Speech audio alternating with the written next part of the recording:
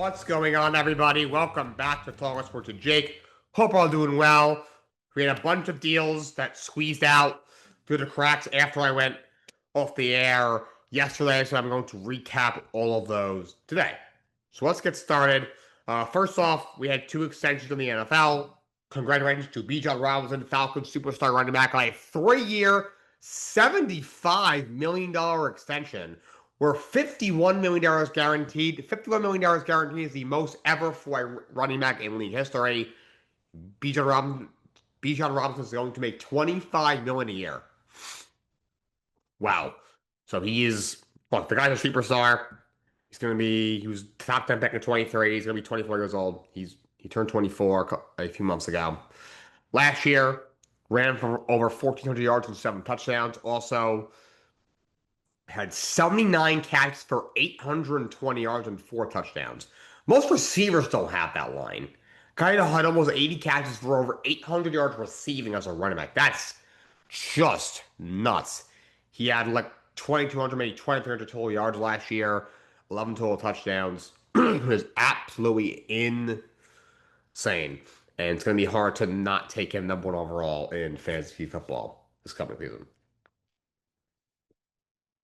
Now, $25 million a year is a lot for a running back, but he, to me, is worth every penny because he is so, so good. Definitely the best back in the league right now. And the Ravens extend Zay Flowers, 4 years, $140 million, with $108 million guaranteed. That's a lot of money. Zay Flowers is very good. Back-to-back 1,000-yard seasons. Last year, best year of his career in his third year in the league. He is only 25. He's going to be 26 by the time the season starts. He had 86 catches, a little bit over 1,200 yards, and 5 touchdowns last year.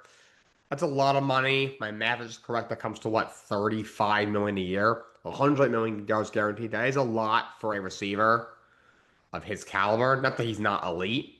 I think he's one of the most 10. I think he's one of the most 10 most talented receivers in the league. The Ravens are such a run-heavy offense, obviously with the RPOs and running with Derrick Henry and the design run with Lamar Jackson and his running ability. That is it worth paying a receiver $35 million a year?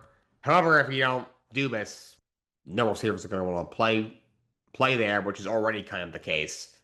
That's why I think that's part of the reason why they haven't been able to find a legit number 2 option next to Flowers and give Lamar Jackson more help on the outside because no receivers want to go there because they know they're not going to be able to produce, from a counting stats perspective because the team runs the ball so much.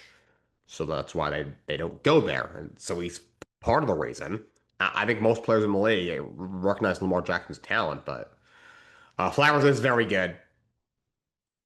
He gets a bag, but maybe a little bit of an overpay for Zay Flowers. But he is very good. I think it's his bag. So congratulations to Zay Flowers. Now let's get into the baseball now. We had the Pirates made a couple of moves, improving their bullpen. Of course, yesterday they make the move, or 2 days ago they took a chance. They're taking a flyer on Camille Doval from the Yankees. They pick up Luke Weaver from the Mets. Luke Weaver's had a very good year. They're sending their number 9 prospect shortstop Sammy Stufara the other way. This is a really good pickup for the Pittsburgh Pirates. Weaver's had a great year. In 42 games this year, he's got a 1.84 ERA, 45 strikeouts in 44 innings. His whip is .81, which is just incredible. Only has 11 walks and 44 innings. He's been really magnificent. Weaver came up a starter with the Cardinals way back when as a top prospect. Never really panned out. Bounced around with Arizona and Kansas City. Finally became a full-time reliever a few years ago with the Yankees, and he's pitched very, very well. He had 2.89 in 62 games with the Yankees in 24, including he had 4 saves. Last year with the Yankees, had 3.62 in 64 games, had 8 saves, and this year with the Mets as their top setup man, has had the best year of his career of about 1.84 year, right? And he's got another year next year at about $10 million. That's a really good move for the Pittsburgh Pirates, who need a lot of open up, and they got a lot of open up at the deadline. That was a really good move by the Pittsburgh Pirates. Sammy Stufara is the prospect who goes the other way to the New York Mets. Let me try and bring his numbers up.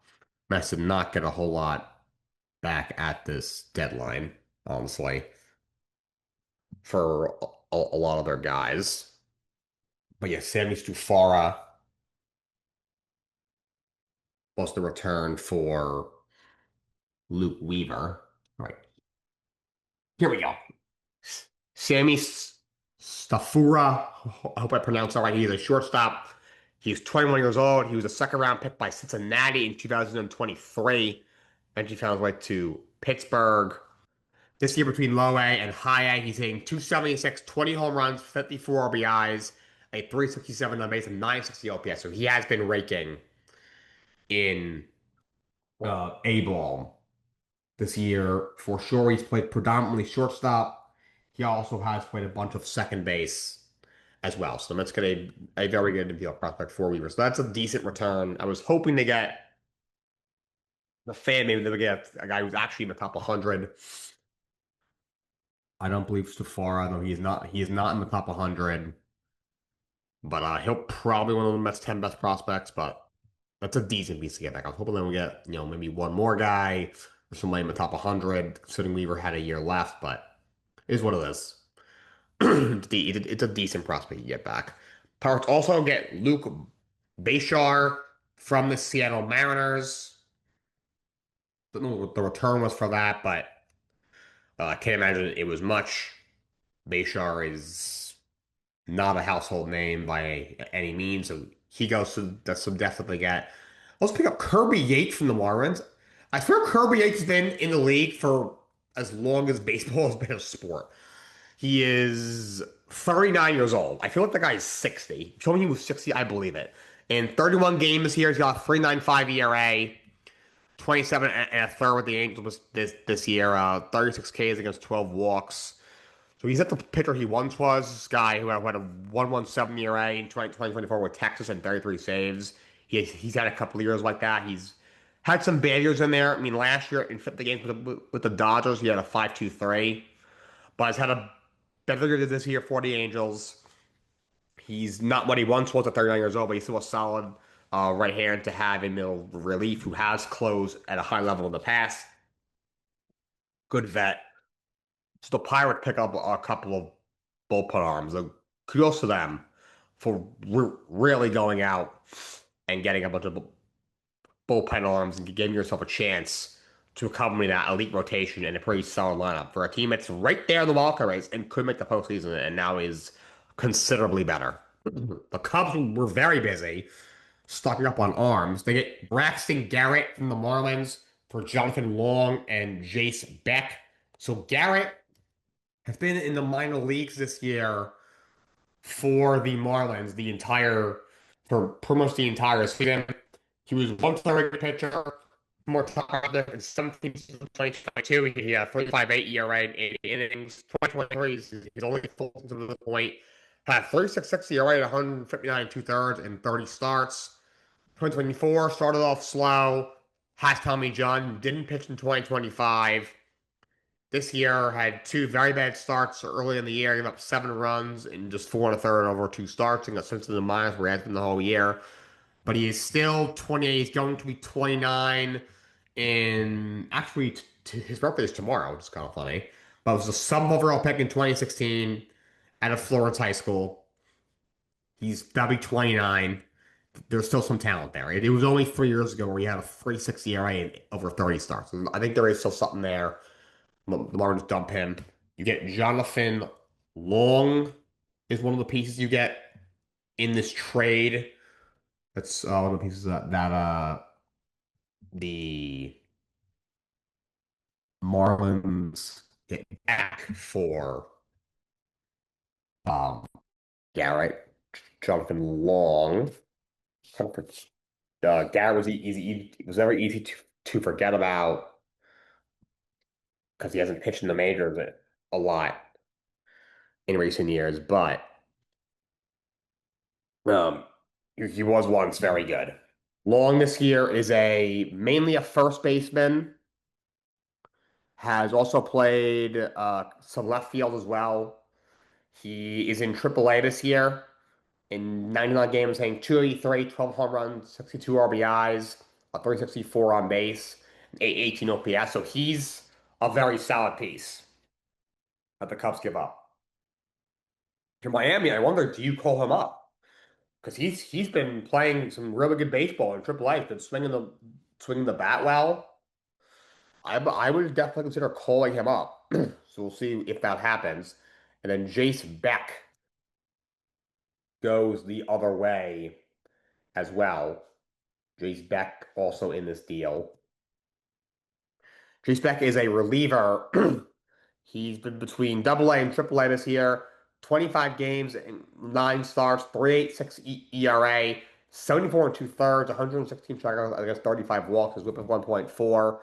He in Double A was mostly a reliever, pitched very, very well with a 3.17. He has struggled since coming to Triple A, but he could be a piece of Miami's bullpen next year. And you wonder, could he possibly close? The guy was actually drafted by the Mets back in 2019, 22nd round. A little fun fact. So Jace Beck also in the deal. So this is actually a good return for the Marlins for a guy who has 12 starts over the last 2 or 3 years. But Cubs definitely take a gamble. They make another move. They get Clay Holmes and outfielder Tyrone Taylor from the Mets. They send their second best prospect, infielder Jefferson Rojas, to the Mets.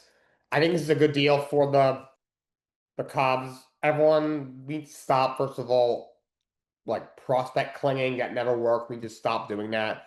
Clay Holmes is injured, but he's going to be back soon. I think last week he made it in low A, made a re-up start. He has had a very odd career. He came up a starter for the Pirates years ago in the late 2010s and 2018, was very, very bad for a few years. Gets let go, ends up in the Bronx at the end of the year in 2021. Pitches very well down the stretch in 21 for the Yankees, had a 1.60 ERA in 25 games. Takes over eventually as their closer in 2022. Had 2.54 in 62 games, 20 saves in 23. Had 2.86 in 66 games, 24 saves in 24. Slight down year in 67 games, 3.14 ERA, 30 saves. Did struggle a little bit down the stretch, lost a closer role. Mets signed him last year, made him a starter, and pitched very well. Had a 3.54 ERA last year in 31 starts, 165 and two-thirds. Was pitching fantastic early this season. His first 9 starts at 2.39 ERA and 52 and two-thirds, 45 Ks against 14 walks. His whip was just above 1. He took a line drive off his leg and broke his leg. So he's been injured for like the last 3 months, but is very close to coming back. Has a player option for the extra 13 million. Again, an extension for him so they can keep him. Weren't able to do it, so they had to deal him. And Tyrone Taylor is a very solid player. I think will have success in regulate. He's a pending free agent. Not much of a bat, but he's had decent year at the point this year. He's hitting 241 with 10 home runs, 28 RBIs, and 794 OPS. Probably the one of the offensive years of his career. He's very streaky. When he's off, he is very bad as a hitter, but when he's on, he's a very solid hitter with some legit power. Remember, he hit 17 home runs as an everyday player back in 2022 with Milwaukee. Not a big average, guys, a 238 hitter for his career. He's got almost 1,700 career at bats. OPS is 14 for his career, but great defender in the epic and play all three outfields at a very high level. Clubhouse guy, has some power, has some pop. That's a good pickup for the Chicago Cubs. They send their number 2 prospect, Jefferson Rojas, who's an infielder to the Mets. That's a pickup for the Mets. He is the 97th best prospect in baseball. Versus what was heading to last year. This year in Double A, he's mainly a shortstop. Well, he's actually played more third this year. He's mainly a third baseman who can also play shortstop. Had at second base very briefly in the past. In 91 games in Double A this year, 270, 15 home runs, 57 RBIs, a 7 RBIs. So that's a good prospect for the Mets to get back. He is 21 years old. The guy maybe by the end of next year that you could see. So I think it's a good pickup for the Cubs. I think Mets get a solid return. Kudos to Cubs for making the gamble. You give up two solid prospects for a starting pitcher who's been hurt a lot and been in the minor leagues all year this year, but has the potential. You give up your second best prospect to get, two guys who might not be on the team next year, but a guy in Holmes, once you have him on the field in a week or two, it's definitely going to help your rotation. Darren Taylor from right away is going to help your lineup and your defense right away. They also make a deal with the Angels to get Ryan Zephyron, a reliever from the Angels. Zephyron's had a good year. He's a good bullpen arm. He's young. He's only 28 years old. This year has a 3.6 ERA, 45 games, 51 and two-thirds. Has 75 strikeouts against 32 walks. So the walks per nine is over 5.5. That's a little ugly. He does walk a lot of guys, but has really great stuff. 13 strikeouts per nine this year. Has almost 12 strikeouts per nine for his career in 119 career appearances. He's still 28 years old, so he's still young. I look up control. This guy has. He's got he's signed through 2030. So he's not even arbitration eligible and 2028. This is a controllable reliever for a while who's been very solid this year. And if you can ever get a little more control, it could be really dominant. That's a good pickup for the Cubs. And Moises, Baestros, and pitcher prospect McGuire. Baestros is intriguing. He's had a large fall off for sure. I can't lie. He was a superstar catching prospect not that long ago, honestly. But he has not been good. Last year, 20 games, he hit 298, but this year, he hit 231 yes, in 59 games. So he has fallen off. He's still 20 years old. He's got some really crazy raw power for sure. I mean, like last year, it's still bad. He hit 298. Obviously, it's only except for the bats, but still, only first to nine walks. This is a guy ability fit for a half, have some raw power, can catch, like can get on base, a disciplined hitter. He's still young. This is a good piece to the Angel to evaluate. Maybe he could be a character of the future for a while. Of course, he finally got a logo pop to the tech a couple of weeks ago. Nathan McGuire is the right-handed pitching prospect who the Angels also acquire. Right-handed pitcher was an eighth round pick by Cubs in 2022. He's still 22 years old this year between Low A and Double A. It's become okay. 18 games, 11 starts, 4.4 ERA, 59 in the third, 72 strikeouts against 24 walks. Lowe was pitching very well, got to Double A, to high, had struggled. 10 games, 5, 36 in Low A. In high A, 8 games, stars, had a 5. He's not throwing. I think the trade you don't get by actual Jack. Again, kudos to Cal for about these guys. You got a plethora of arms. You get Pearson. He's fishing a lot better. You bring in right, maybe good copy at some point. You evaluate even next year. Holmes, you can get him back soon. To get him in is huge. You have a solid bullpen piece. Zerline, you had a outfielder and Taylor, the great field, to the power. I think the Cubs did a good job at this right line. The Milwaukee Brewers made a couple moves. They had us today, and Joe Romero, a pair of pitchers from the Cardinals, they give up two of their top 13 prospect outfielder Alexander Frias. Also give up Josiah Rags, who was their 13th best prospect. Dustin May, I believe, was the top 5 prospect in all of baseball once upon a time with the Dodgers. He injuries have really derailed his career completely. Last year, he was starting for the Dodgers, was not very good. They traded him to Boston.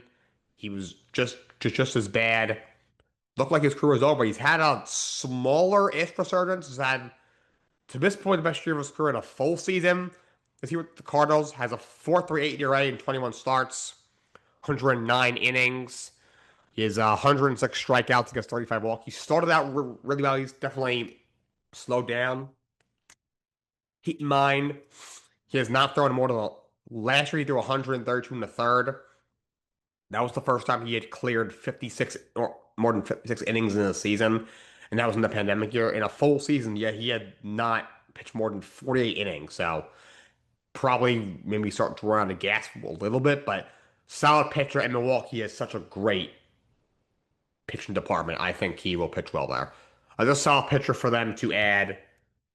I know behind Jacob Mizorowski, Kyle Harrison has been struggling for a while. I think he's definitely a little fatigued.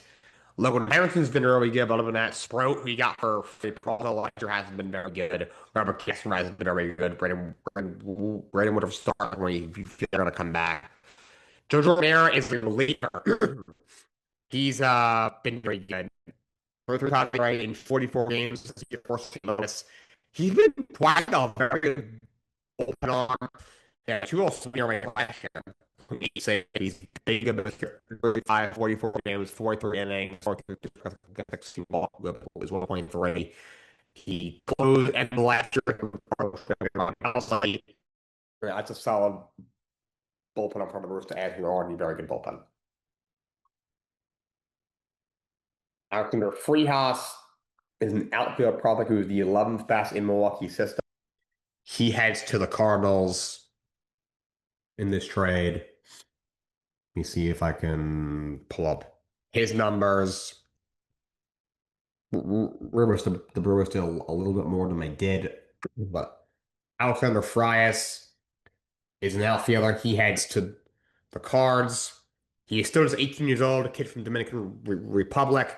This year in rookie ball and low A, he's hitting 342 with 8 home runs, 62 RBIs, and a 980 OPS. So he's been raking in rookie ball and low A. He's still only in low ball, but 18. That's a good piece for the college for that. Bruce fun is so good. So the prospect best prospect. So keep that in mind. Definitely bear that in mind. And then the other piece in this was Josiah Ragsdale was also in this trade. Yeah, he's another outfielder. He was a 7th round pick only last year, but by Milwaukee this year in high A and double A. He's hitting 316, 19 home runs, 51 RBIs. OPS is 1,022. Where did the Brewers find these guys? This kid went to Boston College. Okay. Wow. So that is a good return. May is going to be a free agent. Jojo Romero, the bullpen piece they got, he will also be a free agent. So good return for the Cardinals. I do like what St. Louis did. Uh, Moving off of guys who are going to be pending free agents to get more younger, future, cheaper, controllable assets that you're going to have. And both these kids, I think, Frias is still a little while away, but he's hitting 360. Like he could be up maybe at the end of 28. And Ragsdale, I would think definitely by 28 will be up possibly end of next year. So like 2 years from now, these are going to be two key pieces for you. Brewers also pick up Antonio Senzatella from the Rockies, a reliever. They give up left-handed pitcher Mark Manfredi and shortstop Juan Martinez in the team. Senzatella was once a top pitching prospect for Colorado. Like most of those starting pitching prospects they've had did not pan out. Last year in 23 starts and 30 games, a 6.65. This year, as a bullpen on 34 games, a 3.6 ERA, 52 and a third, 46 strikeouts against just 17 walks. He has 3 saves. He's been a very good middle relief option for the Colorado Rockies. And he heads to the to Milwaukee Brewers. Really starting up that pitching staff. That's the whereas a club option were $14 million here. So the Brewers can choose whether to bring him back or to let him go. And how he pitches for them over these final 2 months and in the postseason. For them, pieces that the Rockets get back, Mark Manfredi is comes back here. He is a reliever. He was in Denver at Milwaukee in 2023 at 8. He got back to us here in 34 games, 68 strikeouts against 22 Wolves. That's 5 saves, so maybe could be a closer of the future for the Colorado Rockies. Got to think it's possible he comes up this season. And a shortstop as well, Juan Martinez. Juan Martinez is also in this deal. He is just 19 years old. Veteran kid. He has not been very good. Has an ERA over 7 in rookie ball, but he's I don't know. Excuse me. I'm looking at the wrong person. I am looking at the wrong person. Here we go. I was looking at a Astros prospect they took like last year. Juan Martinez is a shortstop, also a Venezuelan kid, also 19 years old. So sure you could figure that out. Between rookie ball and low A, he's hitting 307, 7 homers, 33 RBIs, and 913 OPS. That is a very good return for the Rockies for Senzatella. They get a closer of the future, possibly, and Freddie could be a major piece of the bullpen maybe before the end of this year. And Martinez won't see him for a couple of years, but maybe could be your shortstop of the future. Astros make a deal with the Jays. They get Dalton Varsho for pitcher Spencer Arrighetti. So I like this deal overall. Varsho has not had a good year. He's only hitting 243 this year for a 682 OPS. Only 7 home runs, but he's had shown power in the past. In 2022, his last year in Arizona, he hit 27 home runs. He hit 20 home runs last year in only 71 games. He's an elite defender in the outfield. He's a former Gold Glove winner. He's an elite defender in center field. He has not had a good year at the plate this year, and he's never been an high average guy. He's a 229 career hitter for his career. Has over 2,700 career at bats. But you get an elite defender in in the outfield at least, who has shown the ability to be able to hit for legit power in the past. Spencer Arrighetti is a pitcher going the other way. This is an intriguing piece for Toronto. He has kind of an okay year. Has struggled lately, but he has a 4.6 ERA in 17 starts this year. Had a 4.5 in 28 starts in 2024. Last year, a 5.3 in 7 starts before he got hurt. What happy has been a serviceable starting pitcher the last couple of years when he's been healthy for the most part. Toronto's got a very good pitching coach and Pete Rauer. Kirk's a great pitch for him. So I think there's a legit chance that he ends up in the rotation for us of this year. And they can evaluate and choose whether they want him to be a full-time starter or maybe move him to the bullpen.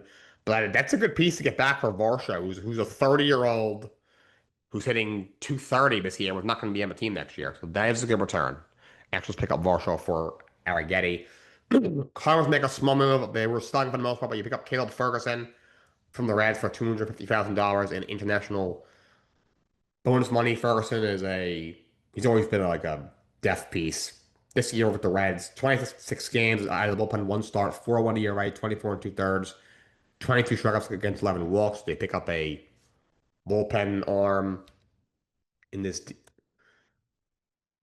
at the deadline who is going to be a free agent. So it's kind of weird that I guess they're just taking a flyer on him. The Padres were busy. Not busy, but they pick up another starting pitcher. They had Casey Mize from the Tigers, also add Gage Workman. They sent 2 prospects, Cash Mayfield and Jackson Wolf, to the Tigers. Casey Mize, a pending free agent. Mize was once the first overall pick in the draft back in 2018. Injuries have throughout his career and definitely lowered his ceiling. But he's had a great year this year, best year of his career. He had 16 starts, a 2.7 ERA. Was hurt earlier in the year, but he's been healthy since. 86 and two-thirds innings, 85 strikeouts, I think that's 19 walks. His stuff isn't going to blow you away, but does not look what it is. A very solid starting player who's had a really good year, best of his career. San Diego adds him. They also add Gage Workman, who's a young reliever. No, something he's a hitter. Yeah, I was thinking of somebody else. Who was I thinking of? There was some bullpen I was thinking that wasn't a move. So he's just a death piece. He only had 28 career games over the last year. 167 career hitter. So the potential.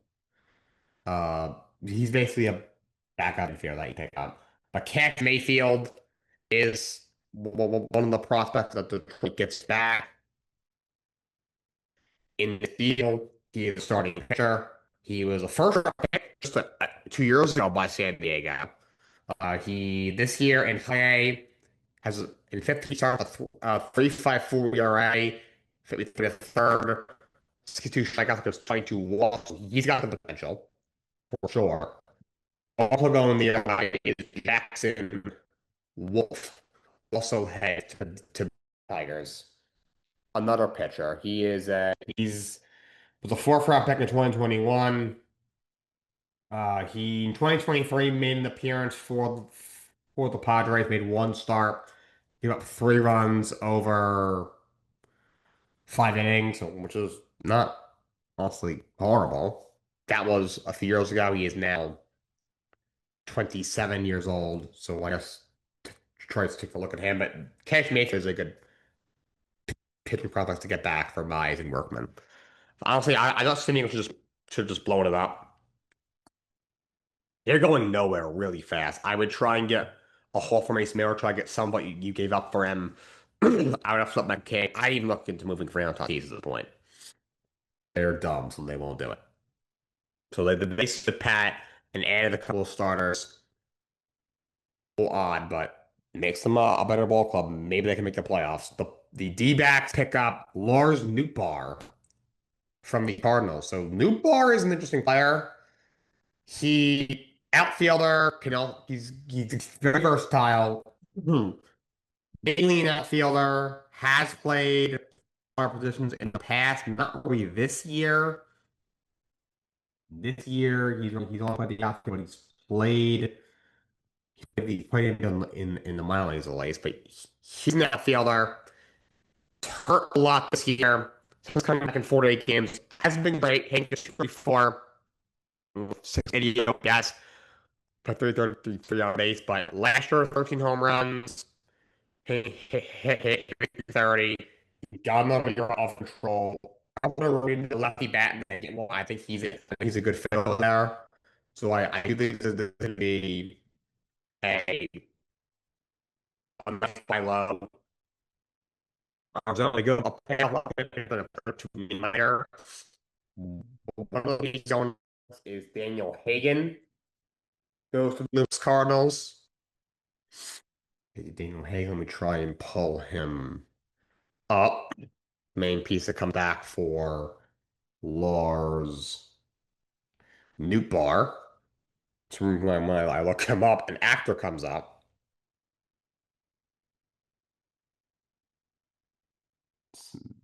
I have his name wrong. I can't find his number, unfortunately. Let me look up Lars Nootbaar trade return. Maybe I have his. Maybe I have his.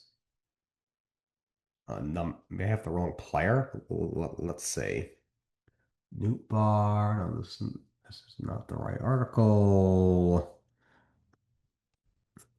Here we go. Oh, Daniel Egan. Excuse me. I was like, that doesn't sound right. Daniel Egan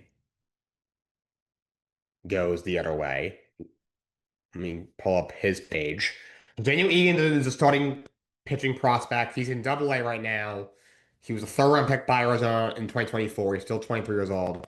This year has been not great. 4.95 ERA this year in 20 starts, 87 in the third, 109 strikeouts, and 34 walks. So he has good stuff. Just needs to put it all together. Also in the deal is Sandro Santana is the other piece going the other way. He's a reliever. He's been pretty good this year between high A and double A. He's had a good year, 2.14 ERA and 31 games out of the bullpen, four saves. So this could be a future closer for the Cardinals. 20, but that's a good move for Arizona. I like them buying low on largely where we do. Cleveland made a couple of moves. They gave up a haul for Foster Griffin. I don't know, I'm not sure. We're gonna look at how good these guys are. But they gave up a bunch of pieces. So Foster Griffin was in the major leagues back in 2020 in the pandemic. He pitched once, pitched very briefly for Kansas City and Toronto in 2022. Went to Japan for 3 years, pitched well, came back to Washington on one that was here back to the bigs, and has had a fantastic year. Was an all-star in 22 starts this year, 12 and 3, 306 ERA, 129 in the third, 116 strikeouts against 30 walks. Whip barely above one. He's been very good, and he was actually first round pick by the Kansas City Royals back in 2014, and he has been added to the Cleveland Guardians rotation. That's already really good. Parker Messick might be regularly rookie of the year, and Williams has been good. Tanner Bybee has been good. That's a big piece to pick up for Cleveland. That gives them an elite rotation. Will Dion? They got a trio pitcher and an outfielder from Cleveland. Will Dion is going to the Washington Nationals. He's pitched in the league briefly this year in 12 games. Hasn't been great at 4.58 ERA in 12 games, giving up 10 runs in 19 and two-thirds, but has 25 strikeouts against just 3 walks. So he does have some good stuff. Maybe could be a left-handed reliever at some point that could be effective. Josh Hartle also in this deal. He's a starter. He is 23 years old. He is a former third rounder by Pittsburgh. This year in Double A, 4.24 ERA, 19 starts, 93 in the third, 88 punch outs, 37 looks. Maybe a solid starter maybe by the end of next year for Washington. Kenley Verkes is the other pitcher that National get back. Kenley Verkes, something. Kenley Verkes.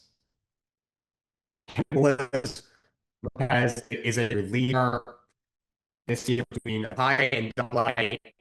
He's got 40 in 25 games. He's 20 in a third, 45 strikeouts against 15 walks. So maybe in 2 or 3 years could be a solid bullpen arm. Maybe could close. He's still 22 years old, a Venezuelan kid. And Nick Mitchell is an outfielder who goes the other way to Washington. Nick Mitchell, who's a fourth runner in 24 black Toronto. In Double A this year, he's hitting 240, 5 homers, 39 RBIs, 358 on base, 718 OPS. So he's still 22. So Washington solid return from up, I'd say. Hard could be pretty good. Griffin Sturr, he's a rental. He was out of base. He was out of MLB in Japan for 3 years. To be complete sham by Kansas City years ago. I think that's a good return for Washington overall. They need some controllable pitching in their system, and they've gotten that at this deadline, dealing all the guys that they did. And it's a very good pickup for Cleveland to get Griffin. And Nate Lau, they also picked up from the Reds. Nate Lau was once a top prospect for in Texas. Has bounced around. Was in Boston at the end of last year. Has actually had a decent year. This is a guy who his best year was in Texas in 22 when he hit 302 of 27 home runs, 76 RBIs, 851 OPS. Hasn't replicated that since. What was not good last year in Washington. Got DFA'd. Boston picked him up late in the year. Actually played well for Boston. Hit 280 and 100 at bats last year for Boston down the stretch. Has had a solid this year in Cincinnati. 83 games, hitting 266, 12 homers, 37 RBIs, a 340 on base, 820 OPS. Very good defensive first baseman. So that's an underrated pickup for Cleveland as well. They send Alejandro Rivera to the Reds. He is a pitcher. Let's see between rookie ball and low A, 13 games, 9 starts for 3.06 ERA. So that's a good return for the Reds for Nate Lau. But Cleveland, now they didn't do any big swings. They haven't been into that in a while. But you get a very good starting pitcher to finish out your rotation, and you pick up and you get an upgrade at the first base spot. The Red Sox stayed busy. Of course, you made the big deal to get out of the Rushman, but a little update on that. Um, Harold Rivas is not in the trade, but everyone else who's in the trade stands, and a player to be named later is also part of the return to Baltimore. Jake Rogers also is heading to Boston as well. He's not very good. He's a 197 career hitter and over 1200 in over 1,000 career at bats. This is between Detroit and Baltimore. In 98 at bats, hitting 163. So he's a death piece. They just probably needed. I think they needed another catcher because Adley's still hurt. He won't be back for a week or two. They traded Narvaez to Baltimore in the trade, so the only catcher you have was Connor Long. So they just needed another body. So they said, just give me Jake Rogers. He's horrific, but he's also in the trade. Make two other minor moves. They get lefty reliever Eric Miller from the Giants. They send Marcelo Mayer the other way for more top prospect. So I think this is a good trade. Eric Miller is a lefty specialist. Has been very good this year. 38 games, so 2.76 ERA, 32 and two thirds, 45 Ks against 22 walks. So the walks are a little high, 6 per 9. But's got very good stuff. He's a very good left-handed reliever. That Red Sox add. He's only in year 3. So he has control for 3 more years. I think it's a very good move for the Boston Red Sox. Marcelo Mayer, it seemed like I got him too early, but I think this is a good move. He was the 4th pick in 2021. Hasn't panned out to this point. Last year, in 44 games, 127 at bats, hit just 228 with 674 OPS. This year, in 70 games, over 200 at bats, hitting just 220, 594 OPS. They just have so many infielders. There wasn't really a spot for him. He's been really bad. Boston's got some sort of weird thing going on, issue with evaluating talent. Marcelo Mayer was a top 5 pick with a superstar prospect, and the guy threw his first 114 games, threw his first 332 at bats, has looked just horrific. Christian Campbell until recently just fell off a cliff. Not sure what happened. It seems like a recurring theme with them. I mean, even Roman Anthony to this point hasn't been in limited time, has been this absolute superstar that everyone thought. But he's currently hurt, but he's still just 23 years old. This is a really intriguing young piece for the Giants to evaluate. So I think they did the right thing. That's another thing. They're going nowhere fast. Trade away anyone with that. I know Miller has 3 years left, but I like them selling high on Miller. And I like Boston being willing to move off of Mayer and add a legit lefty. And they needed. I thought they needed one more lefty in their pen, and they got. This is probably the best one you were gonna get, honestly, in Eric Miller. They also get Eli White from the Brave. They send the pitcher Tyler Uberstein over there. So Eli White is a decent piece. He's an outfielder this year. Is hitting 233, 5 homers, 15 RBIs. Hit 10 homers last year. So he's a solid backup outfielder. He's got some pop, got a little power. Uberstein is heading to Atlanta. He's only pitched in 1 game in his career this year. He I mean, wasn't terrible. He gave up a run over 2 2/3 out of the bullpen, but so he's easily for Atlanta 2 hours. That's a very small trade. So Boston, I think, did a good job. They got themselves a catcher, and in Adley, who's got another year. He's good, great defender. He's a solid bat, and you you get a very good lefty reliever in Miller. you had some depth to your outfield in Eli White. And remember, you're going to get Curtis Mead back probably sometime in September. A really good infielder who could really hit. Ooh. The Yankees make another move to get Helio Ramos from the Giants for a pair of prospects. I think this is a good move. They need it now because of how many injuries they have. Judge still at least another month probably. Stanton, God knows. Cody Bellinger's out at least a month, if not more. Ramos was a first round pick in 2017. He's solid. He hasn't become a star like we thought he was going to be. And he's having a slight down year, but he's hitting 264, 9 homers, 34 RBIs, 728 OPS. So he's kind of okay. When he hit 22 and 72, hit 269, 24, we thought he was going to really launch off.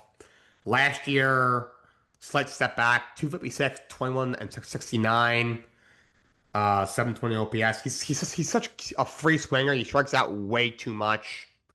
Last year, he had 156, excuse me, 158 strikeouts. The year before, in like 150 less at bats, had 135 strikeouts this year. And 288 at bats, he has 82 strikeouts. So he strikes out a lot and does not get on base, but he is a solid hitter. He's got some solid power.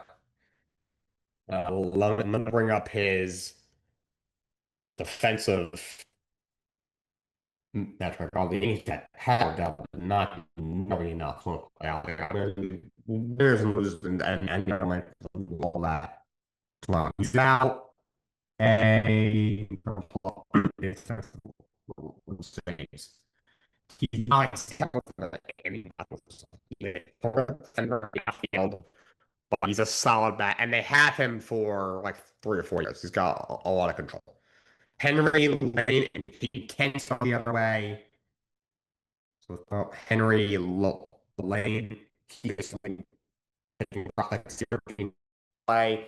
Has been very good. 15 starts, 2.88 ERA, 78 innings, 98 strikeouts against 26 walks. He's got a lot of potential. They have so many starting pitchers, even throughout their system. The rotation is really old. Garrett Cole's what, 35, 36. Rodon's got to be 33, 34. Freed's like 33, but Schlittler is in his second season. He's probably gonna win the Cy Young. You got Carlos Larang knocking on the door. Uh, Dax Kilby is gonna be up soon. Not maybe not this year, but soon. Elmer Rodriguez is also in your system. Lane was probably blocked, and he's still 22. But it's a good piece for the Giants to pick up. They also add Caden Kent. Caden Kent is an infielder. He was a third round pick by the Yankees just last year. He is mainly a shortstop, can also play second as well as third. And he has not actually played pro baseball yet because he was just drafted. So yes, he has. Excuse me. In high A this year, hitting 302, 6 home runs, 43 RBIs, a 359 on base, 792 OPS. The Yankees just sent down Volpe again, finally. And they called up George Lombard, who has been raking beyond raking in AAA. He was at like 340 with an OPS over 1,000, on base over 400. So Kane Kent was obviously blocked by Lombard, so they sent him away. So I think this is a decent deal for the Yankees. You pick up a right-handed bat, get yourself an outfielder. He's a controllable piece. Judge is what, 34 years old. Stanton's 1,000, can never stay healthy. McDowell's 31. He's hurt. He has an out in his contract soon. Grisham's 35 on an expiring deal. They get to a solid outfielder who's young. Problem is he's a terrible defender. And I think it's a good return for the Giants. I'm sure Giants fans are like, oh, he's still young. We had him for like three more years. This was, I don't know how much better he's going to get. It was you're playing a dangerous game. This is probably the highest value you're going to get out of him. You get yourself an infielder who could be Willie Adames' heir apparent in 2 to 3 years. This makes moving off him a little bit easier, and a starting pitcher who you could see in 2 years. They need some young starting pitching, and they get that. So I think this is a good deal for good return from the Giants, and that's a solid pickup for the Yankees. The Rockies make a small move. They add an infielder Connor Norby from the Marlins. They send, as well as right-handed pitcher Aiden May. They send Victor Vodnik to the Marlins. Connor Norby, at one point, was showed a lot of potential. He's mainly at third base, but he can also play first as well as second. He's been terrible this year. Last year, 88 games, hit 251, 8 homers. He flashed a little bit. Has not been good this year. Only 65 games, hitting 205 for 638 OPS, but he only has 9,700 career at bats. He is still 26 years old. Recently turned 26. He's still young. So they can evaluate him. Maybe Coors will unlock some of his power. Aiden May is a pitcher that they get. Starting pitcher. Second pick by the Marlins of Oregon State in 24. In high A this year, he's a 3.8 ERA and 14 starts. 68 and two-thirds, 58 strikeouts against 24 walks. So they get a solid pitching prospect. They send a reliever, Victor Vodnik, to Miami. He has not been good this year. Was very good last year. He closed a bit for you the last 2 years in 24 out of 428 in 64 games. An ERA of 3 in 52 games. I like that the Marlins did that. You give up on them if you're in Conroe, but I just think they just is a lost cause. You give up a starting pitching prospect. You have plenty of pitching level. You kept Alcantara. You still have Yuri Perez, who I know is kind of okay this year. I still believe that guy can be an elite arm. Vodnik was only a year ago was a very good reliever in Colorado. There's gotta be something still there for a kid who's going to be 27 in a couple of months. This year has not been good. 5.2 ERA in 33 games, but they're just so bad. Right, and it's impossible to pitch in Colorado. If the ball gets in the air, then it's out of the park. He's got 2 more years of arbitration. I like that deal for Miami. The Twins pick up Jeff Hoffman from the Jays for three prospects. I know Jays fan because obviously Hoffman has struggled this year and has done not done a good job closing. They've been doing victory dances. I don't hate this for the Twins. Well, the Twins should have sold off Joe Ryan and Byron Buxton and others on what they bought. That was stupid, but Hoffman is a great setup man. He is not a closer. This and in 2024, the Phillies had 2.17 ERA in 68 games, 10 saves, 66 in the third, 89 Ks against 16 walks, had a whip under one. Last year with Toronto wasn't great as a closer, 4.37 ERA in 71 games, 68 innings, 84 Ks against 27 walks. This year, 304 ERA in 51 games, 48 innings, 75 Ks against 18 walks. He started off very, very bad as a closer. He's pitched a lot better since he lost the closer role. He's a really good setup man who can close in the paint but shouldn't be your full-time closer. So the Twins add him to their bullpen. They also picked up AJ Minter trying to bolster your bullpen. Three prospects go to Toronto. Dason Hill is one of the pieces that heads to Toronto. Starting pitching prospect. He's just 20 years old. Second round pick in 24. He's in high A. Has been very bad though. 5.8 ERA and 16 starts. Has given up. He has 37 walks and 45 innings. Yikes! That is 7 walks per nine. So he's gonna have to learn a little bit of control. Toronto does have a good pitching department. John Klein, the most boring name I've ever heard. John Klein. He is a pitcher. He's pitched in 3 games with the big league club. He has a 4.15 ERA. He's still 24, so maybe he'll be a bullpen arm for Toronto to evaluate. Then Demurray Pena also goes to the Toronto Blue Jays. He is mainly a second baseman who can also play left field. Still 20 years old. He's gonna be 21 in about a month from DR. Between low A and double A, he's hitting 300. Not a lot of power. He only has 10 career home runs. in 947 career at bats in the minors, but has driven in 47 runs, the 370 on base. Again, Toronto loves these guys that don't have a lot of power, but have elite bat to ball skills, can get on base, are disciplined, and can work counts. A lot of the guys, you remember who've had success, that's kind of here that Vlad is. Look at Bo Bichette, Addison Barger, Ernie Clement. That's the kind of guys that they like. Look at all the pieces they got back for Kevin Goldsman. Same thing. I talked about it yesterday. Demurray Payne will fit right in. Toronto Toronto knows what they're doing. Demurray Payne, yeah, that's a really good piece for them to pick up. Won't see him won't see him for a minute. Gonna be 2 or 3 years, but that's a good piece. Klein's a guy who could probably join their bullpen right now, and Hill is a bit of a project, but for a guy who's giving them a lot of fits, like, and you can replace Hoffman in the offseason. Okay, he's due 13 million. That's a little steep for a setup guy who has been a lot better for them, but he's not been elite for sure. And they have not gotten the return on investment at all since signing him. So I think that's a good deal. And the Rays make a move. This is the last move that I'm going to cover. Just making sure nothing else happening. Nothing else is going to be happening. Okay. Uh, Tyler Wells goes to the Rays. Orioles deal him. He's a solid reliever. He's had a good year. Was once a starting pitching prospect with some decent potential and had some success. Injuries really killed him. They moved him to the bullpen full time this year and has done a very good job. 2.67 ERA in 43 games, four safe 54 innings, 3 Ks against 13 walks. Whip is .96. He's a very good reliever that the Rays pick up in this deal.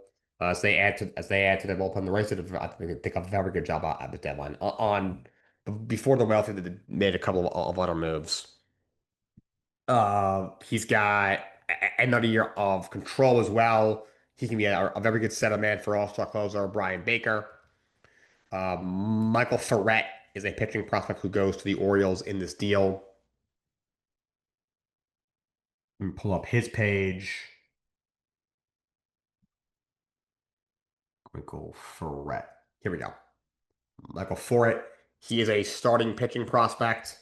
He was a 14th round pick by Baltimore in 2023. He is still 22 years old.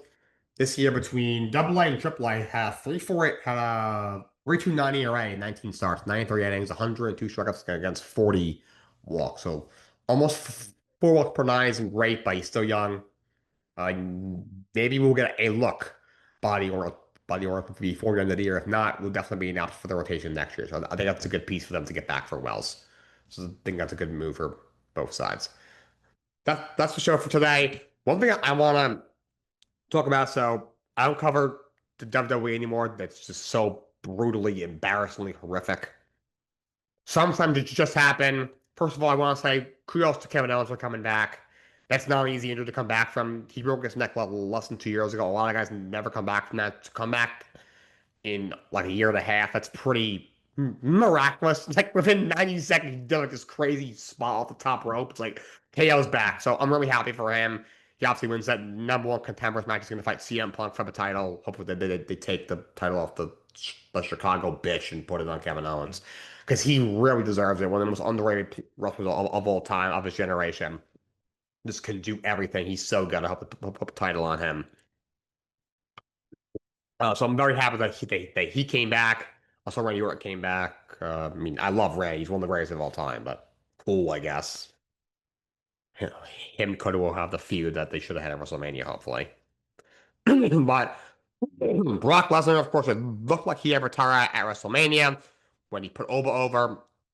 Couple weeks later, comes back, attacks Oba. He beats him in the match in Italy with a crazy crowd, and they end up going again in Hell in a Cell at WrestleMania. And I saw Oba Femi won, but everyone was like, "Is he gonna retire?"